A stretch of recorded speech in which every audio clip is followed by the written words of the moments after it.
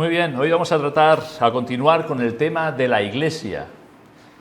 Si recordáis ya los últimos mensajes que he estado predicando, he tratado acerca de la Iglesia. Es un poco decir, ¿quién soy yo?, ¿no?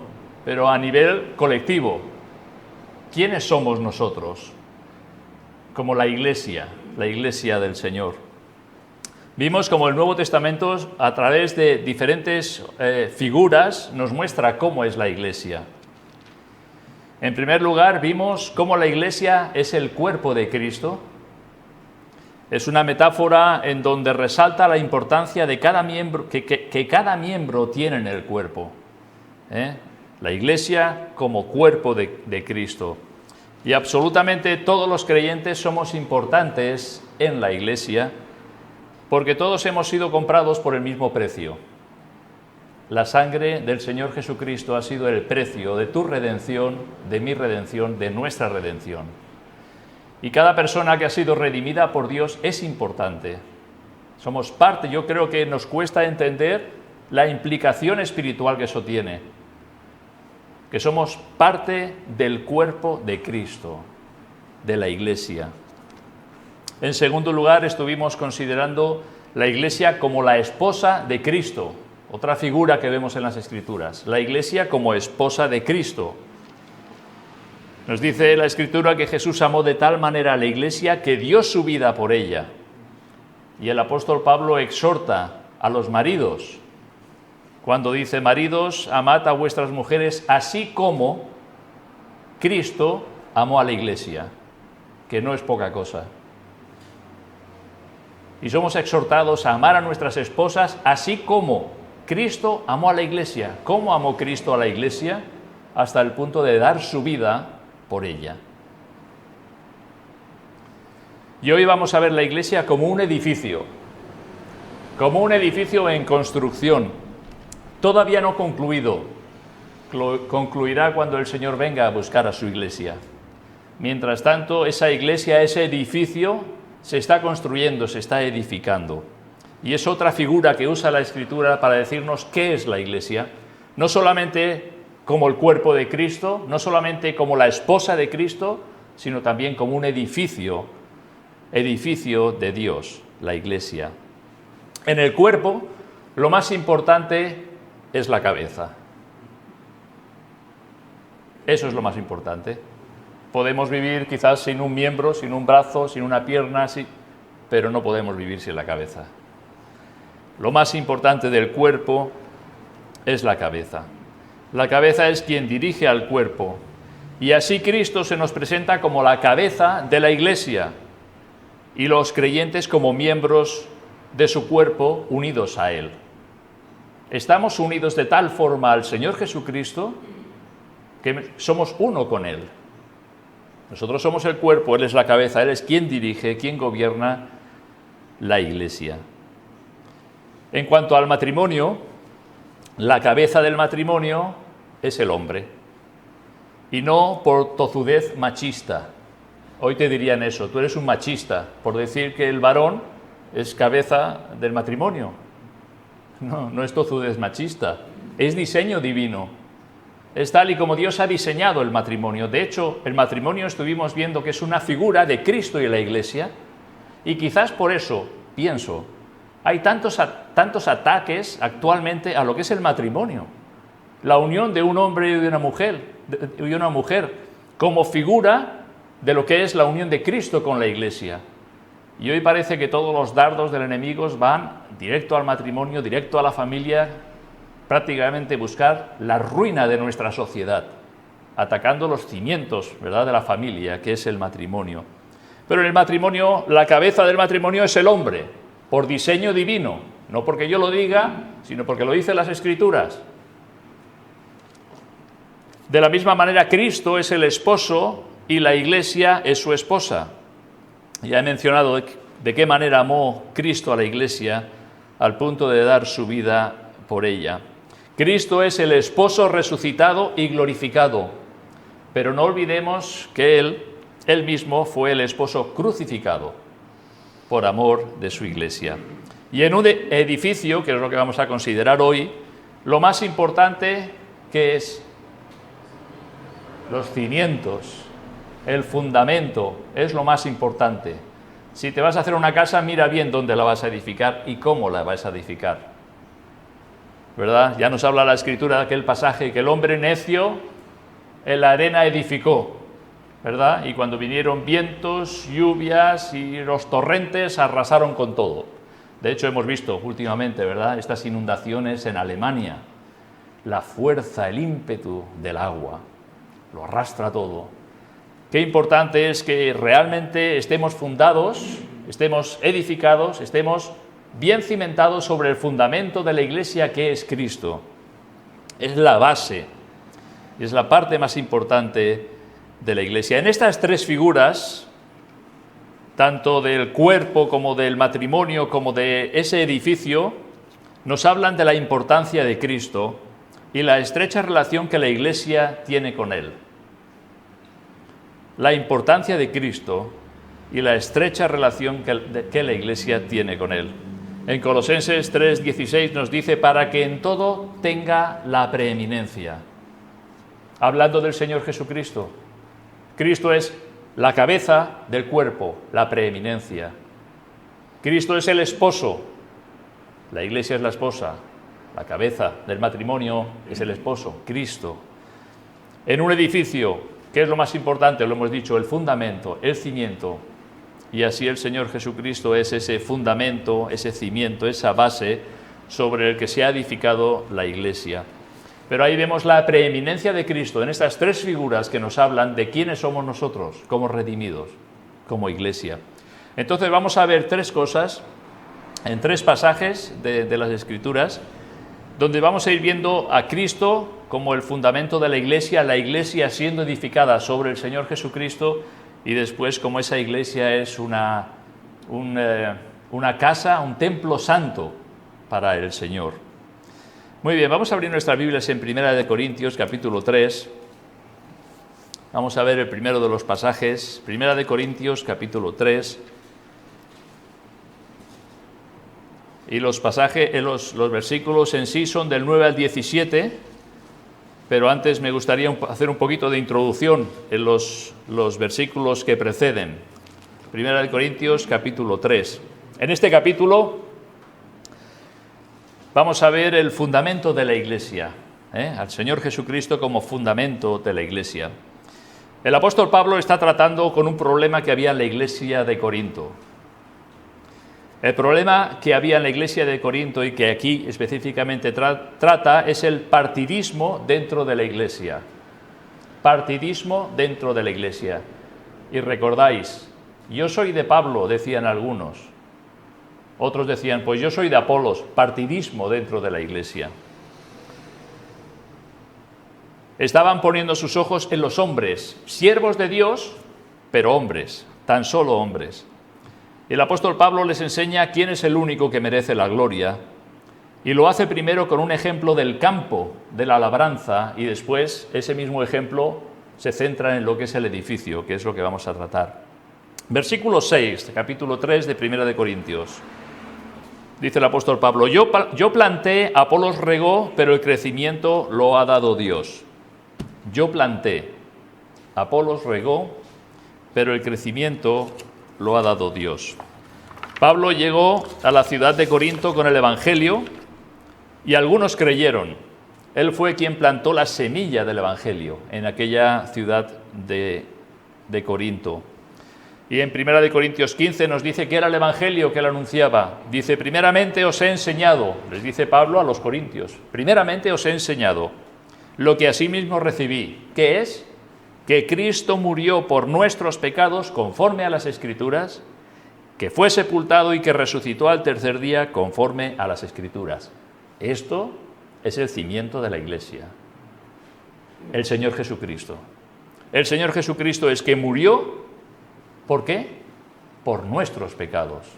Fue nuestro sustituto, quien ocupó nuestro lugar, conforme a las Escrituras, pero que no se quedó en la tumba, resucitó victorioso al tercer día, también conforme a las Escrituras. Este es el cimiento, esa es la base, esto es lo que Pablo plantó, según vemos en el versículo 6. Yo planté, así fue. Pablo llega a Corinto con el Evangelio y les dice: el Señor Jesucristo, quien es Dios, se hizo hombre, habitó entre nosotros y llegó a la cruz y murió en nuestro lugar por causa de nuestros pecados, para que por fe en Él podamos tener vida, fundamento del Evangelio, el Señor Jesucristo. Más tarde llega a la ciudad de Corinto Apolos. Apolos, un hombre interesante que nos es descrito en Hechos 18, dice acerca de Apolos: varón elocuente, poderoso en las Escrituras. Varón elocuente, podía expresarse con facilidad, poderoso en las Escrituras. Qué bueno es, ¿verdad?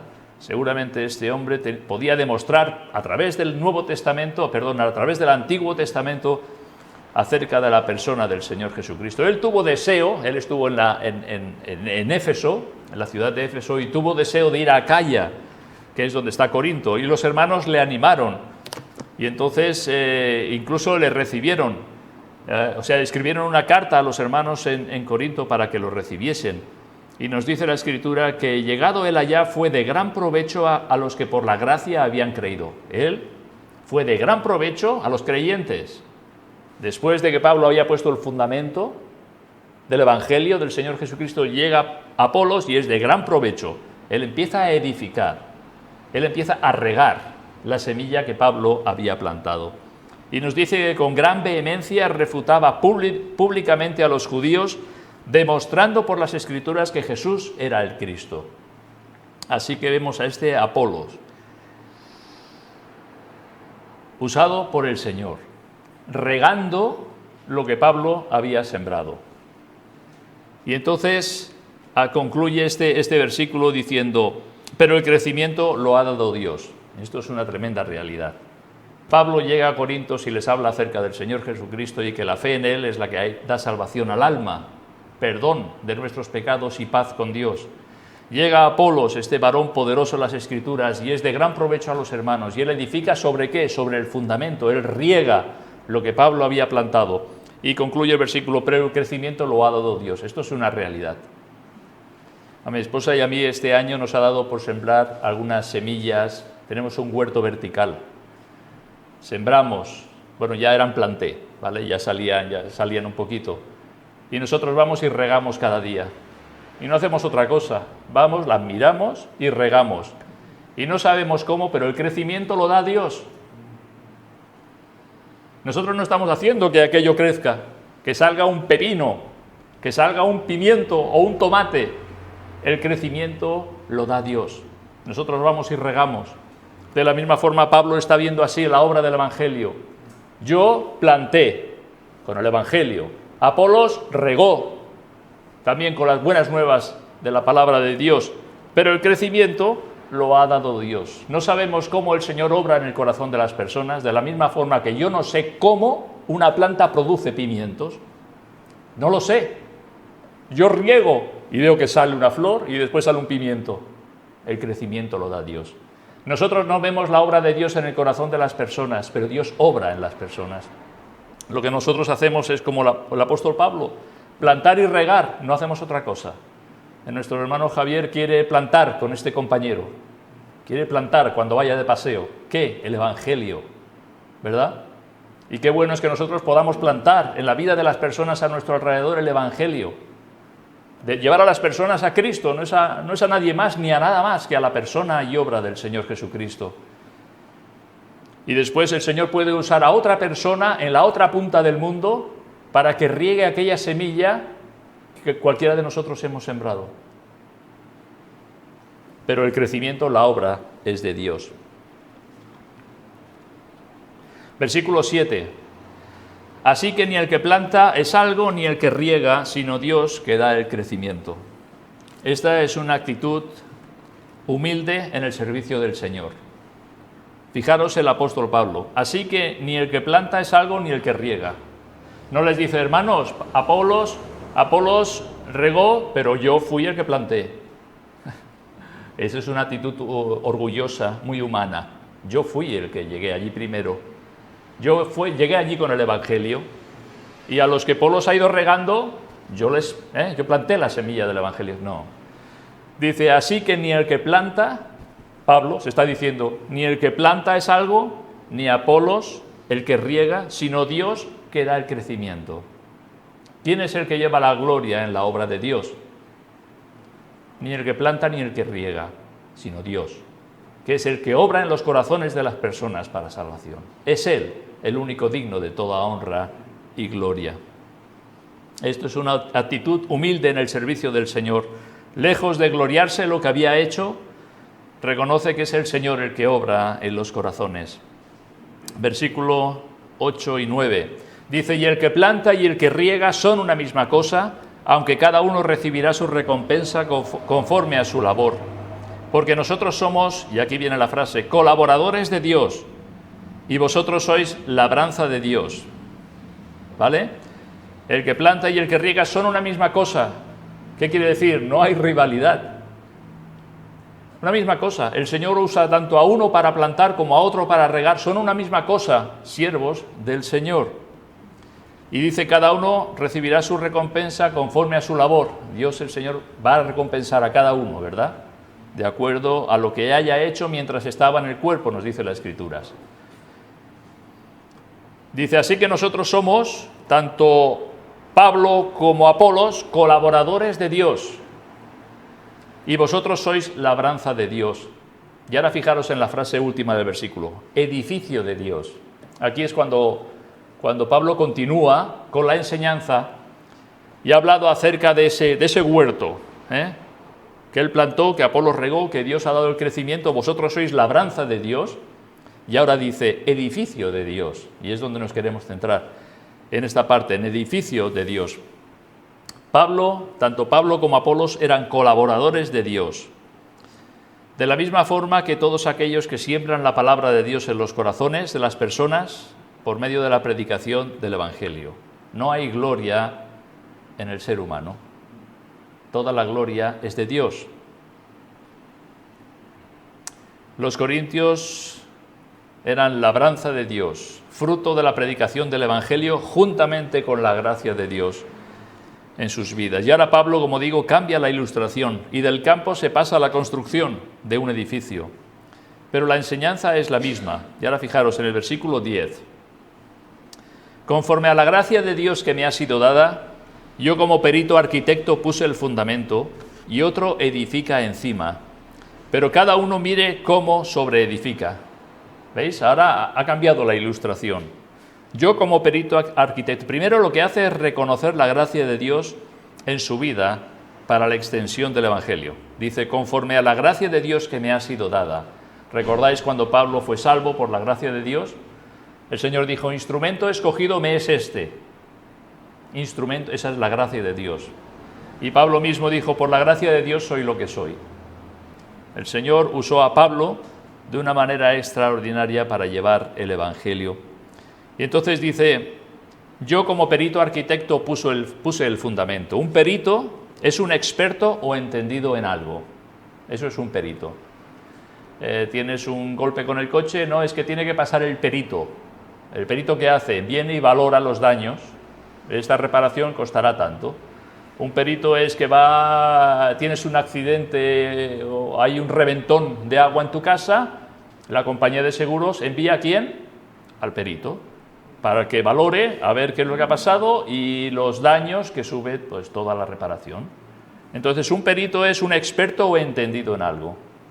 Y cuando dice perito arquitecto, un arquitecto es una persona legalmente autorizada para ejercer la arquitectura. ¿Vale? O sea, tiene un reconocimiento de que realmente esta persona está cualificada. No todo el mundo puede tener los conocimientos que un arquitecto, evidentemente, que sabe pues, la presión que puede aguantar una pared, un muro, etcétera, etcétera. Así que vemos un experto como perito y arquitecto. Dice Pablo, yo como perito arquitecto puse el fundamento, que es lo que hemos hablado, el Evangelio solo y exclusivamente, la persona y obra del Señor Jesucristo. Dice, y otro edifica encima. Así que Dios usa a unos para colocar la base y usa a otros para edificar encima del fundamento. Y esto ha sido así a lo largo de la historia.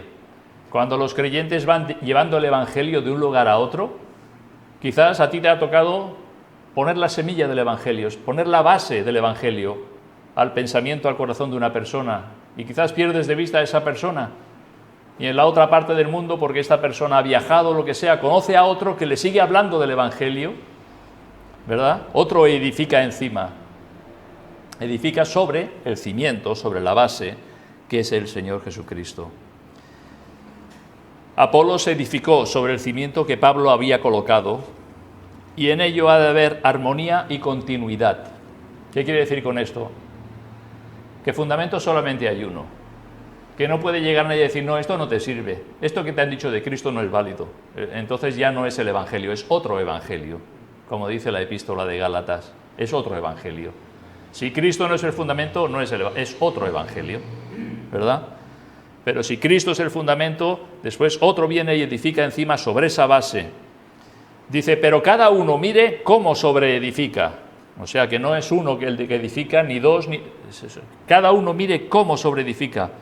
Y esto es un aviso a la responsabilidad de cada maestro o predicador de edificar siempre de acuerdo a la sana doctrina. De ahí que diga, pero cada uno mire cómo sobreedifica. ¿Qué vas a aportar tú a la iglesia del Señor para que la iglesia sea edificada y crezca? Y entonces cada persona que enseña, que predica la palabra de Dios, tiene que ser responsable de edificar sobre esa base, de acuerdo, de acorde a la verdad del Evangelio. No trayendo cosas nuevas, no trayendo cosas extrañas, no trayendo confusión, sino trayendo luz, claridad a la palabra de Dios.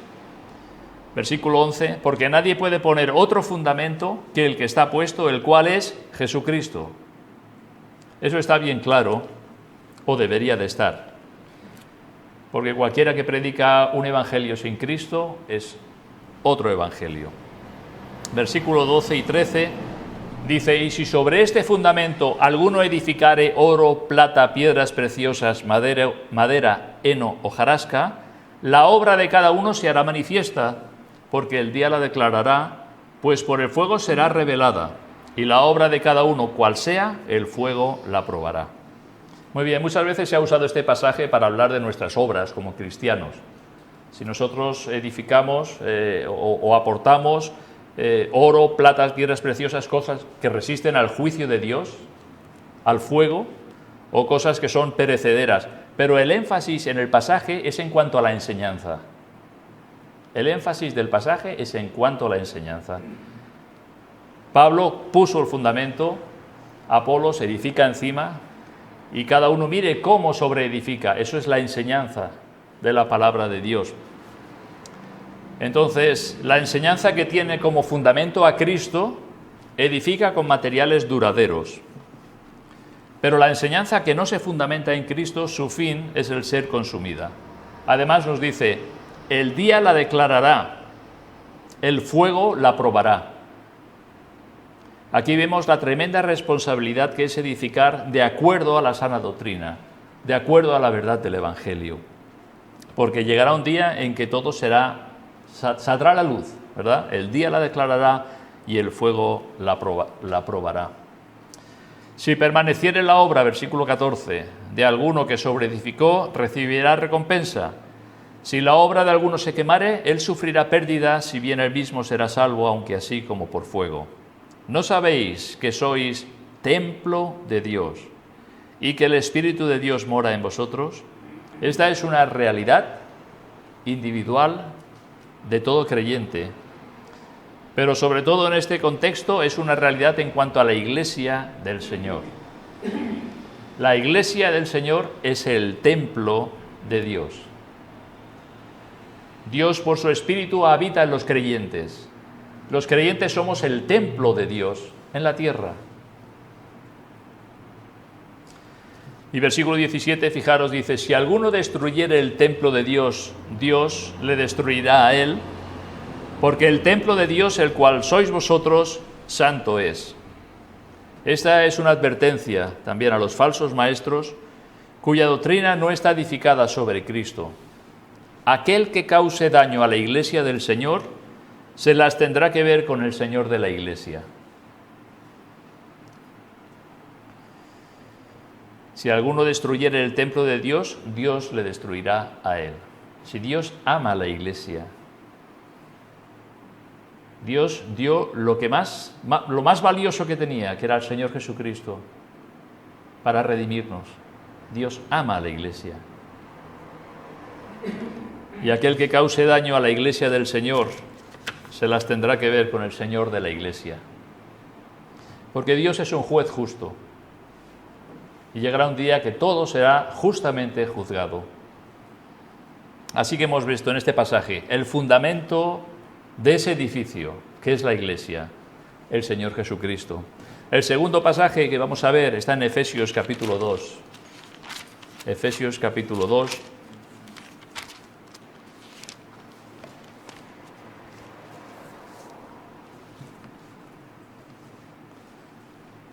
Versículos del 20 al 22. Dice: edificado sobre el fundamento de los apóstoles y profetas, siendo la principal piedra del ángulo Jesucristo mismo, en quien todo el edificio, bien coordinado, va creciendo para ser un templo santo en el Señor. Vemos aquí la misma enseñanza. Nos habla de un fundamento, nos habla de un edificio que va creciendo, y vemos cómo la Iglesia está edificada sobre el fundamento. Recordamos las palabras de Jesús que le dijo al apóstol Pedro, cuando le dijo: sobre esta roca edificaré mi iglesia. Esto le dijo Jesús a Pedro: sobre esta roca edificaré mi iglesia.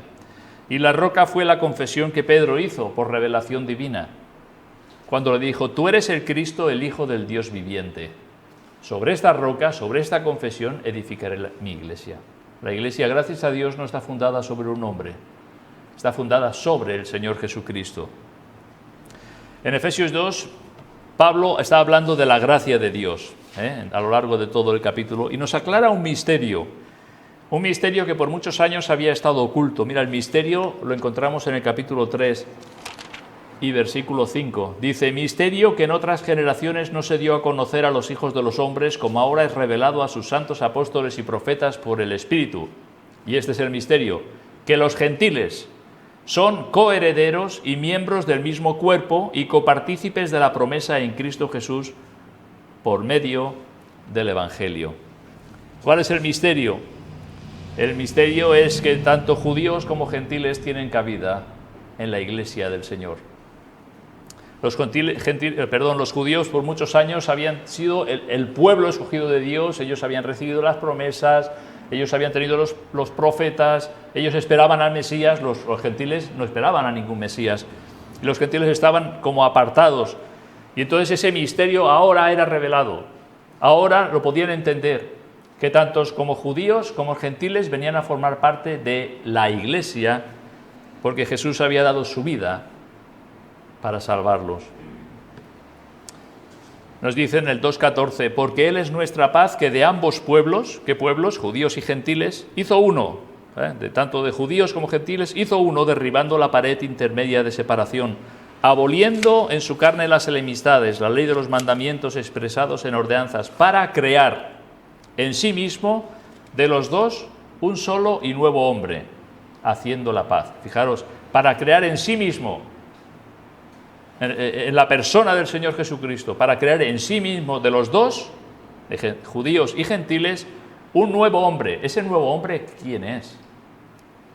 Es la Iglesia. Ese nuevo hombre es la Iglesia. Dice: haciendo la paz. Y en el siguiente versículo también dice: y mediante la cruz reconciliar con Dios a ambos. ¿A ambos quién? Judíos y gentiles, en un solo cuerpo, matando en ella las enemistades. ¿Quién es este en un solo cuerpo? La Iglesia.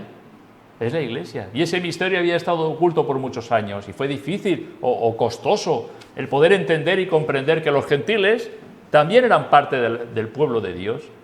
Habían sido llamados por el Señor para salvación.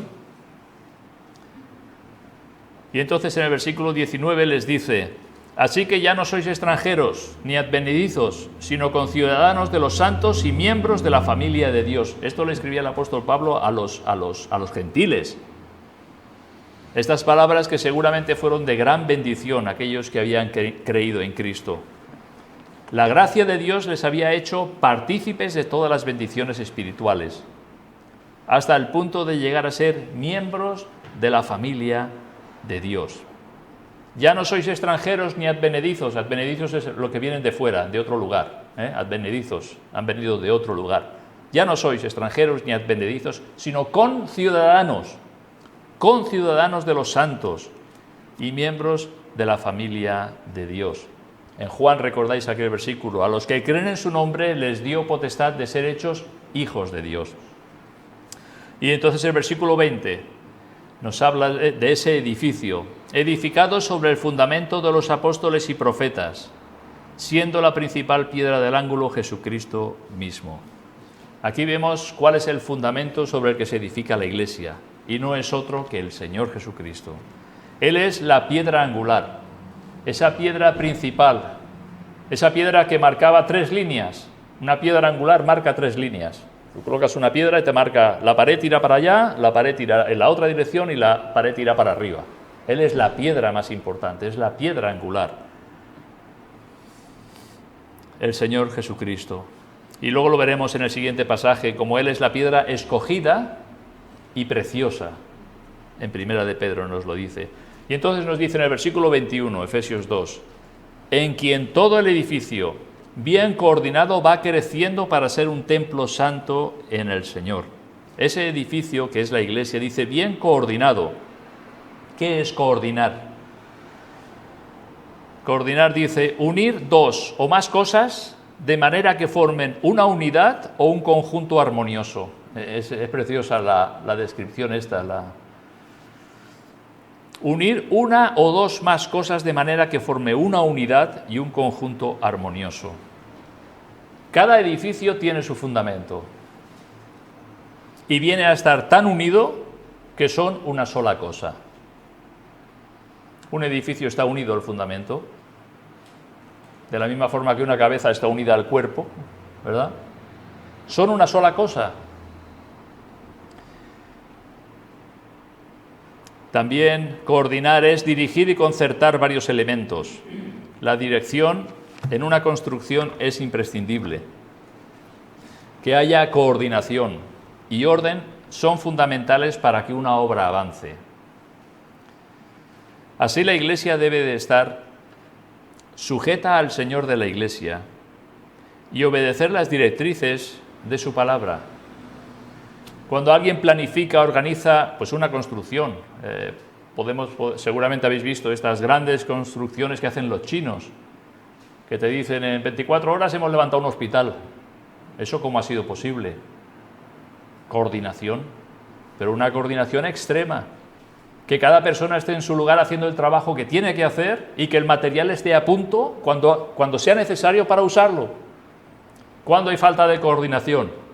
Esto lo sabemos todos. Cuando vas a hacer una obra y dices, ay, ahora vengo, voy a la ferretería a buscar tal tornillo, ¿sabes? Y viene y trae el tornillo y dice, ¿trajiste otro para el otro que también hace falta? Ay, no. Dice, pero ahora voy a buscarlo. Eso no es coordinación. Y eso es lo que pasa muchas veces, ¿verdad? Los que trabajamos en obras a veces lo vemos. Cuando empezamos a dar paseos para arriba y para abajo, ¿sabéis? No se hace nada. No se avanza la construcción. Se pierde el tiempo. Una cosa que se podría hacer en un día, se pega en una semana. Es importante que la Iglesia, dice aquí, este edificio bien coordinado, que cada uno, hermanos, estemos haciendo aquello que el Señor nos ha llamado a hacer. Todos tenemos algo que aportar. Si eres cristiano, no pienses que es venir a la iglesia, sentarte, escuchar. No. El Señor te ha dado unos dones. ¿O es que miente el Señor? No, el Señor no miente. El Señor te ha dado unos dones para que lo pongas al servicio de Él y para que sean de edificación para la iglesia. Sea el don de la misericordia, sea el don de la visitación, sea el don de servicio, sea el don de la predicación, sea el don que sea, es para la edificación del cuerpo de Cristo. Y ese edificio bien coordinado es cuando está funcionando correctamente, cuando cada uno está haciendo la labor. Si yo soy carpintero, no me digas que pongo una instalación de agua, eso avisa al fontanero, ¿verdad? De la misma forma, en la iglesia cada uno tenemos nuestra labor para hacer, para que realmente seamos ese edificio bien coordinado que va creciendo, nos dice la Escritura. Esto se puede interpretar como que la iglesia no está completa, y es cierto, porque el Señor, si no, el Señor ya hubiera venido a buscarnos. Todavía hay personas que han de creer, y es cierto, ¿vale? La iglesia no está completa porque todavía hay personas que han de creer. Pero también va creciendo en cuanto a que los creyentes crecemos en santidad. Cuando cada creyente usa sus dones para la edificación de la iglesia, no para gloria personal. En Efesios 4 también, vamos a ver, Efesios 4, versículos del 11 al 13. Y Él mismo, ¿quién es Él mismo? El Señor Jesucristo, ¿vale? Él mismo constituyó a unos apóstoles, a otros profetas, a otros evangelistas, a otros pastores y maestros. ¿Para qué? A fin de perfeccionar a los santos para la obra del ministerio, para la edificación del cuerpo de Cristo. ¿Cuál es el objetivo? Que la iglesia crezca, que la iglesia esté bien coordinada y que la iglesia sea edificada, a fin de perfeccionar a los santos para la obra del ministerio, para la edificación del cuerpo de Cristo, ¿hasta cuándo? Hasta que todos lleguemos a la unidad de la fe y del conocimiento del Hijo de Dios, a un varón perfecto, a la medida de la estatura de la plenitud de Cristo. ¿Veis cómo el Señor lo ha planificado? ¿Veis cómo el Señor lo ha coordinado? Si algo falla no es el Señor, fallamos nosotros. En coger esto y aplicarlo a nuestras vidas y ponerlo en práctica para que realmente andemos de acuerdo a la voluntad del Señor. Y además nos dice este versículo que todo el edificio bien coordinado va creciendo, dice, para ser un templo santo en el Señor. No solo para ser un edificio, sino un edificio especial. No es para que seamos un rascacielos. Hoy día que hay la competición de quién es el edificio, quién hace la construcción más alta. No. Es un edificio especial para ser un templo santo al Señor. Dios mora por su Espíritu en la Iglesia. Cada creyente es templo del Espíritu Santo. Esa es la voluntad de Dios. Tercer y último punto, vamos a ver, sed edificados como casa espiritual. En dos versículos en Primera de Pedro, capítulo 2. Primera de Pedro, capítulo 2.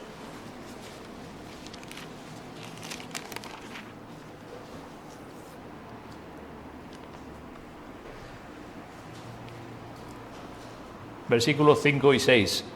Dice, vosotros también, o leemos desde el 4, dice, acercándoos a Él, hablando del Señor Jesucristo, piedra viva, desechada ciertamente por los hombres, mas para Dios escogida y preciosa.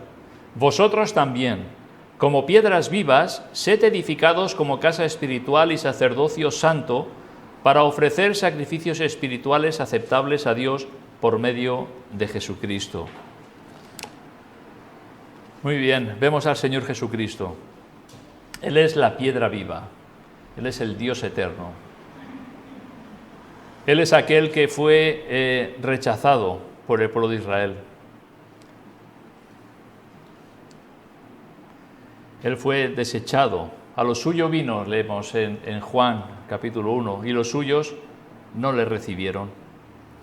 Para el pueblo de Israel, especialmente para sus dirigentes, Jesús no tenía el perfil que ellos deseaban del Mesías.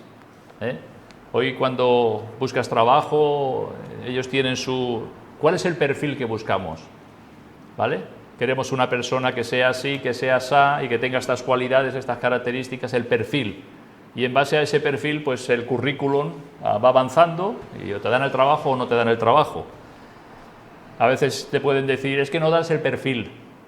Bueno, pues si no das el perfil, pues te vas a otro sitio. El Señor Jesucristo no dio el perfil para los judíos, para el pueblo de Israel. Ellos tenían un ideal de cómo debía de ser el Mesías.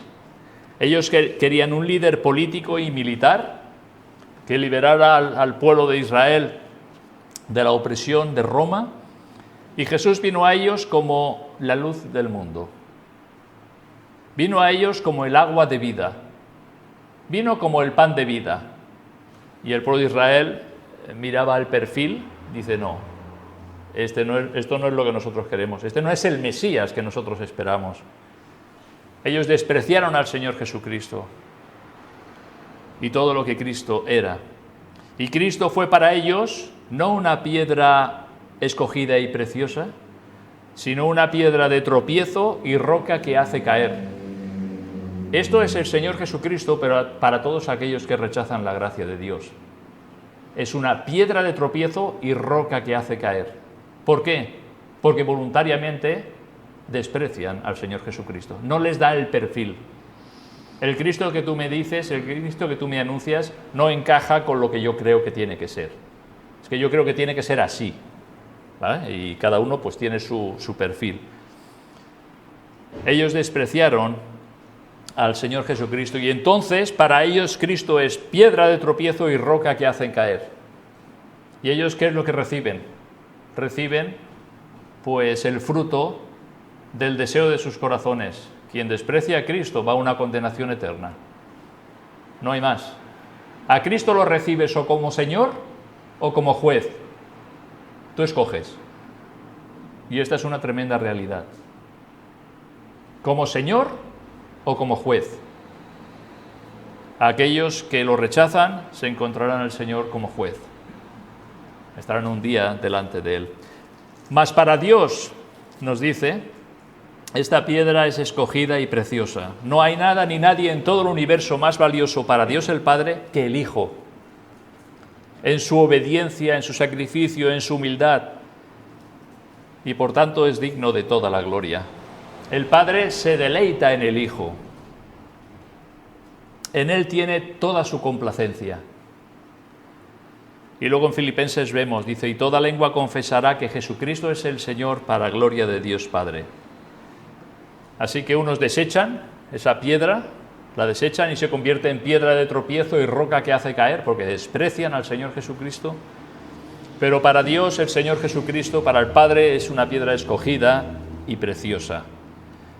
Mencionan algunos comentaristas, no es que sea una piedra preciosa como lo que podemos entender, de un rubí, un diamante, sino más bien esos materiales que se usaban para edificar. Una piedra preciosa era una construcción de mármol o de alabastro, o estas rocas, estas piedras que se usaban para la construcción.